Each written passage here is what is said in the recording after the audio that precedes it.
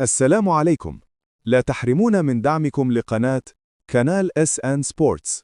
اضغطوا زر الاشتراك وفعلوا التنبيهات، وامنحوا هذا الفيديو إعجابكم الكريم، فبكم يزدهر العمل، وبمساندتكم نواصل تقديم كل جديد في عالم الرياضة بكل شغف وإتقان، ولكم جزيل الشكر.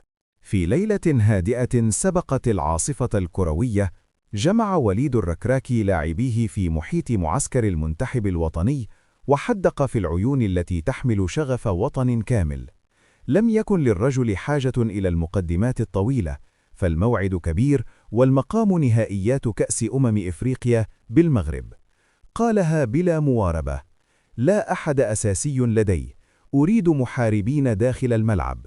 بهذه العبارات المشبعة بالثقة، أراد الناخب الوطني أن يزرع في نفوس عناصره يقينا جديدا: المكان ينتزع بالاجتهاد، والمجد يصنع بالتضحية. فالرهان هذه المرة ليس الفوز فقط، بل تثبيت صورة منتخب يعرف كيف ينتصر في الظروف العصيبة، وكيف يكتب لحظته أمام جماهيره. مطر الرباط وسيول من التركيز.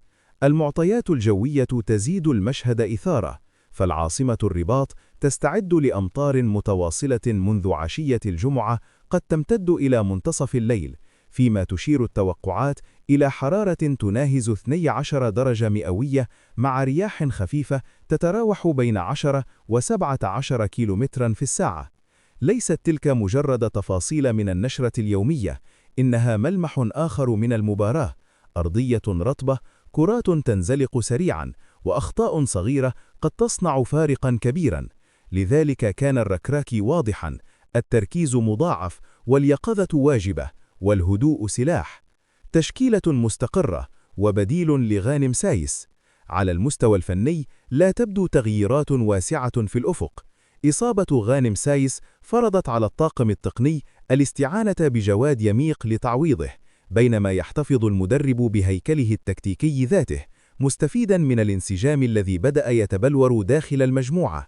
ويرتقب أن يدخل المنتخب الوطني بالتشكيلة التالية: ياسين بونو، نصير مزراوي، نايف أكرد، جواد يميق، أنس صلاح الدين، عز الدين أناحي، سفيان أمرابط، نائل العيناوي، إبراهيم دياز، إسماعيل صيباري، فيما يظل أيوب الكعبي مرشحا للجلوس على دكة البدلاء بداية اللقاء.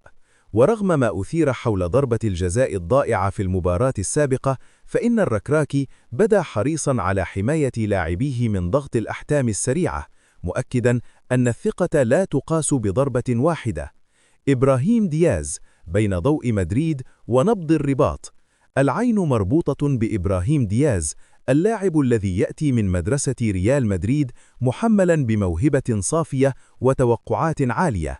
المدرب الوطني تحدث معه مطولا قبل البطولة، ومنحه الثقة والمسؤولية معا، فالجمهور المغربي يرى فيه شرارة الإبداع في الثلث الأخير، بينما الصحافة الإسبانية تتابع كل لمسة له بعناية.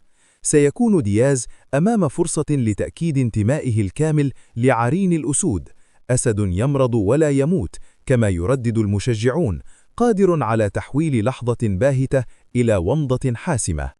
جمهور يستحق الفرح، ورسالة واحدة.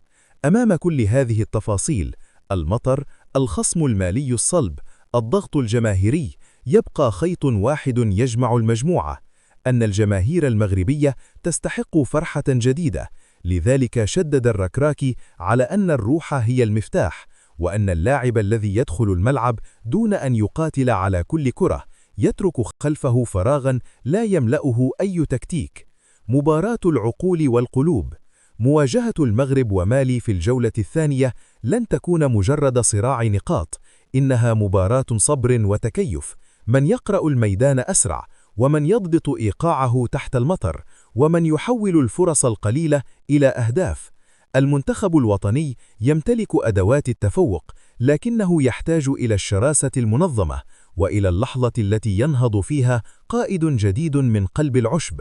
وفي النهاية، إذا كان الركراكي قد قال للاعبيه إن لا أحد أساسيا، فذلك لأن المقعد الحقيقي على العشب وتحت الأضواء لا يحفظه إلا الأداء. أما الجماهير فهي على موعد مع أمسية قد تكتب فصلا جديدا في حكاية بدأت بوعد أن يكون المنتخب المغربي مهما كانت الظروف فريقا لا يستسلم بل يقاتل حتى صافرة النهاية. ختاماً، شكراً لكم على المشاهدة. نأمل أن تكونوا قد استمتعتم بهذا الفيديو. لا تنسوا دعمنا بالاشتراك والمشاركة، ونلقاكم في الفيديو القادم.